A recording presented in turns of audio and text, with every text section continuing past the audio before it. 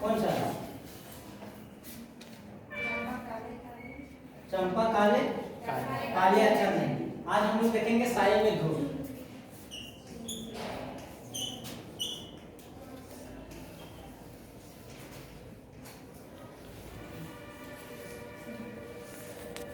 ये गजल संग्रह है, ठीक। और ये किसका है? दुष्यंत कुमार त्यागी का।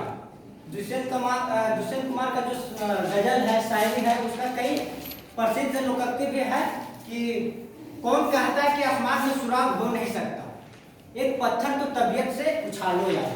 कि मतलब कुछ भी काम मुमकिन असंभव नहीं है, कुछ भी काम असंभव नहीं है, सिर्फ लगन और मन से करने की आवश्यकता है। तो इस तरह का ये दुष्यंत कुमार त्यागी का कई गजल और शायर हैं और कविता भी ये लिखते हैं, दुष्यंत कुमार त्यागी। तो ये जो हम लोग को पढ़ना है साये में धूप, ये दुष्यंत कुमार का है। दुष्यंत कुमार के बारे में पहले जान लेते हैं कुछ। दुष्यंत कुमार का जो जन्म हुआ था वो 27 सितंबर 1931 को। कुछ लोग कहीं किताब में मिलता है कि इसका जन्म जो हुआ है वो 1 सितंबर 1933 को, लेकिन एक साहित्य मर्मज्ञ विजय बहादुर सिंह है, वो मानते हैं 1931। इनका जन्म जो हुआ था वो उत्तर प्रदेश के जनपद बिजनौर में, तहसील था नजीमाबाद और ग्राम था राजपुर नवादा। इनके जो पिता थे वो थे चौधरी भागवत साहब और इनकी माता जो थी वो राम किशोरी देवी। इनकी प्रारंभिक शिक्षा गांव के स्कूल से ही प्रारंभ हुआ था और गांव की जब प्रारंभिक शिक्षा होने के बाद जब ये हाई स्कूल के लिए नटभोर में पढ़ने के लिए आए थे, नटभोर में इनका हाई स्कूल का पढ़ाई पूरा हुआ और ये 10वीं क्लास से ही कविता लिखना प्रारंभ कर देते हैं। उसके बाद चंदोसी से फिर ये इंटरमीडिएट करते हैं और जब ये इंटर में रहते हैं तो उसी समय इनकी शादी हो जाती है। और शादी जो इनकी होती है ये 1949 को होती है, 30 नवंबर 1949 और शादी होती है। उसके दूसरे ही दिन ये अपने पत्नी को एक कविता भेंट करते हैं, क्योंकि ये 30 पहले लिखा गया था, 30 नवंबर को, ठीक, 30 नवंबर 1949 को इसकी शादी होती है। और शादी के दूसरे ही दिन, क्योंकि ये लेखक है, शायर है, कवि है, तो ये दूसरे ही दिन अपने पत्नी को एक कविता भेंट करते हैं। वो पंक्ति कुछ 4 लाइन इस तरह है कि वो चपल बालिका भोली थी, कर रही लाज की भाग, झीने घूंघट पट से चमके, दो लाज भरे सुरमई ने। कि वो सुंदर सुशील बालिका जो थी वो भोली थी और वो भार का, वो लाज के भार को घूंघट में थी, शुरू में आई थी तो वो घूंघट में थी, तो वो लाज का भार वहन कर रही थी, लेकिन झीने घूंघट मतलब घूंघट जैसे ही हटा पट से चमके, क्या, दो लाज भरी सुरमई ने। तो ये बहुत सारा, इसका बहुत लंबा पंक्ति है, 4 पंक्ति था। तो ये इंटरमीडिएट में ही की शादी हो गई थी और उसके बाद ये आगे की पढ़ाई के लिए इलाहाबाद विश्वविद्यालय गए, जहां इन्होंने हिंदी विषय से बीए और एमए की पढ़ाई की। उसके बाद 1958 में ये बीटी की पढ़ाई की, जो उस समय बीटी होता था, हम लोग जो अभी बीएड कर रहे हैं ये उस समय बीटी होता था, जो कि टीचर के लिए होता था जरूरी। उसके बाद ये आकाशवाणी से जुड़े, पढ़ाई करने के बाद आकाशवाणी से जुड़े और उस समय आकाशवाणी में काम करना अपने आप को एक अच्छा सम्मानित माना जाता था, क्योंकि उस समय आकाशवाणी अपने आवाज के जरिए ही वो सभी लोगों के दिलों पर राज करते थे। उस समय तो ज्यादा कुछ था नहीं मोबाइल वगैरह, तो उस समय क्या एफएम वगैरह सुनते थे, रेडियो वगैरह सुनते थे और उसी से वो सभी लोग मनोरंजित होते थे। उसके बाद इससे लगा कि नहीं, हम अगर आकाशवाणी में रहेंगे तो हमारा छवि कहीं ना कहीं कम होते जा रही है, तो वो फिर वो छोड़ दिए और मध्य प्रदेश के भाषा विभाग में आए और वहाँ काम करने लगे। उसके बाद कुछ दिन के बाद फिर ये भाषा विभाग से निकल करके फिर सरकारी विभाग में आ गए और ये लिखते अपनी कविता और गजल लिखते रहे। और जब ये लिखते थे तो ये सरकार में रहते हुए 1900 जब आपातकाल हुआ था तो उस समय ये क्रोधित हो गया, तो उनका आक्रोशित हो गया था, क्षुब्ध हो गया था उनका मन। तो वो लिखते हैं सरकार के विरुद्ध भी, और सरकार के विरुद्ध जो लिखते हैं वो साये के धूप, जो साये में धूप जो है गजल, उसमें भी दिखने को मिलता है। लेकिन इसके कारण जब वो लिखते हैं, सरकार में आप कहीं संस्था में हैं और आप अगर उसके विरुद्ध लिखते हैं तो कहीं ना कहीं आपको उसका सामना भी करना पड़ता है। तो ये सरकार में रहते हुए अगर सरकार के विरुद्ध लिख रहे हैं तो उसका कोर्ट भाजन का भी शिकार होना पड़ा। और एक दिन जब ऐसा हुआ कि ये अपने दोस्त के घर से आए थे कुछ पार्टी फंक्शन के, उसी दिन इसका रात में हार्ट अटैक से निधन हो जाता है 30 दिसंबर 1975 को। 1975 में 42 वर्ष की अल्प आयु में इनका निधन हो जाता है। जब 1933 से मानेंगे तो, और अगर 31 से मानते हैं तो 44 वर्ष में उनका निधन हो जाता है। लेकिन इतने कम उम्र में इन्होंने इतनी अधिक ख्याति हासिल कर ली कि दूसरे लोग से संभव नहीं था। उस समय प्रगतिशील 2 शायर रहते थे जिनका पूरे शायर गजलों की दुनिया में राज रहता था। वो 2 शायर थे, एक रहता था कैफ भोपाली और एक ताज भोपाली नाम करके 2 शायर।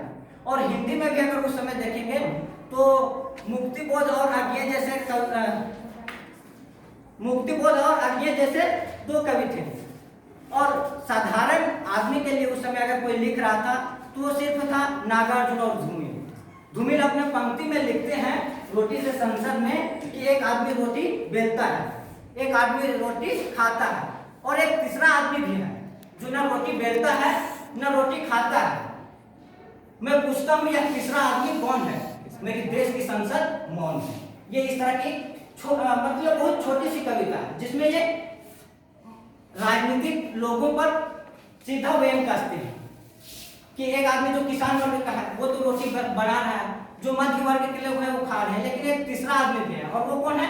राजनीतिक ये लोग हैं। वो रोटी न बनाते हैं न रोटी को खाते हैं, वो सिर्फ खेलते हैं रोटी से। तो ये इस तरह का कविता उस समय सिर्फ धूमिल और नागार्जुन जैसे ही कुछ कवि थे जो लिख रहे थे। और उसी समय में ये आए थे दुष्यंत कुमार लिखना शुरू किए।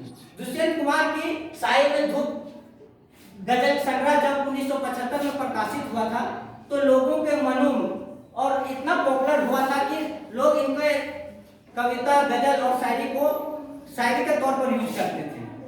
और ये 52 गजलों की एक लघु पुस्तिका है। ये जो साये में धूप एक संग्रह है और इसमें 52 गजल है।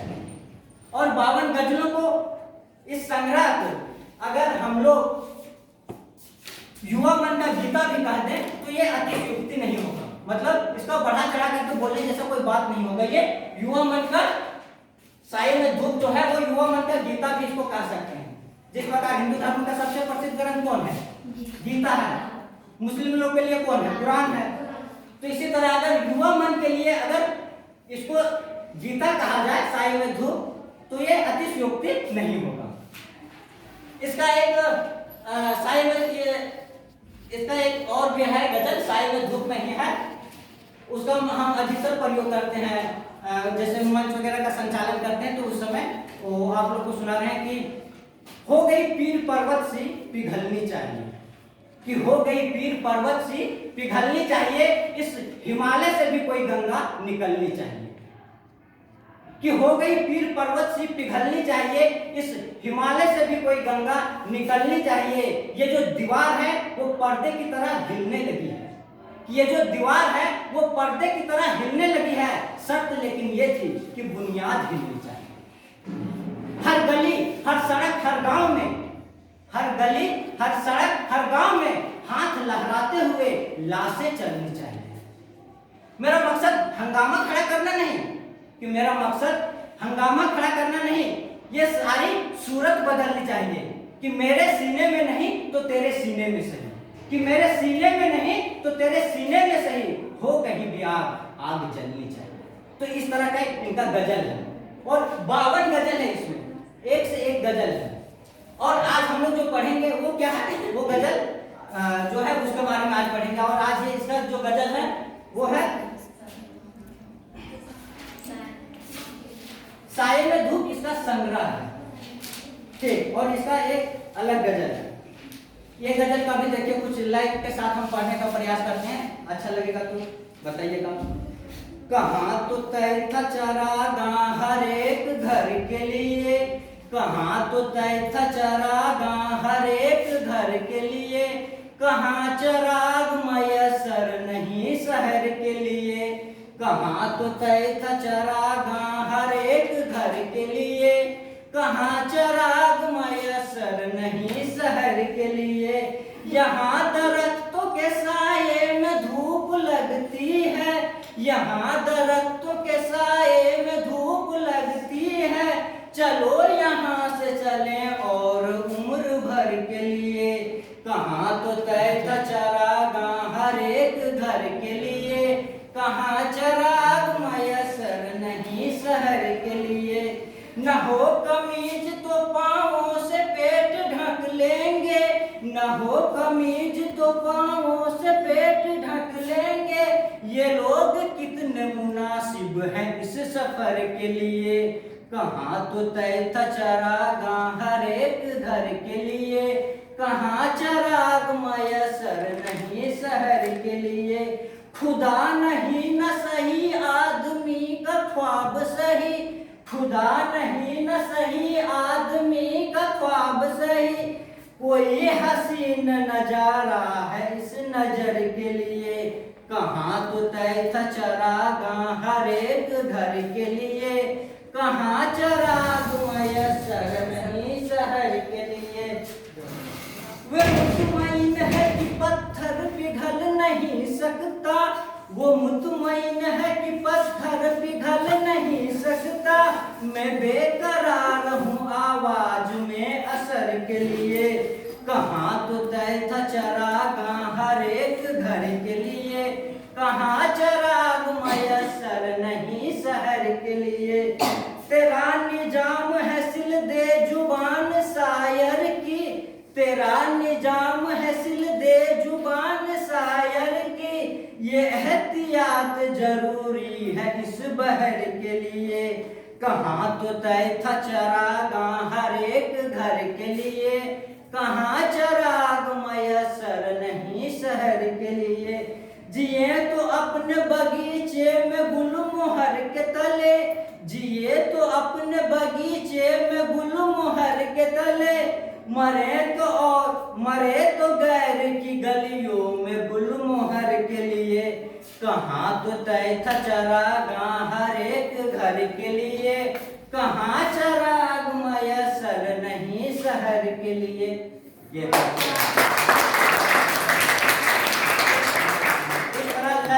ये सब गजल है। और गजल जो होता है ना, वो कवि लोग नहीं लिखते हैं, शायर लोग लिखते हैं। और गजल की एक खासियत है, ये अपने आप में एक पंक्ति पूर्ण होता है। तो इस तरह के इसमें साये में धूप, ये गजल है, संग्रह है, और इसमें 52 गजलों की एक संग्रह है।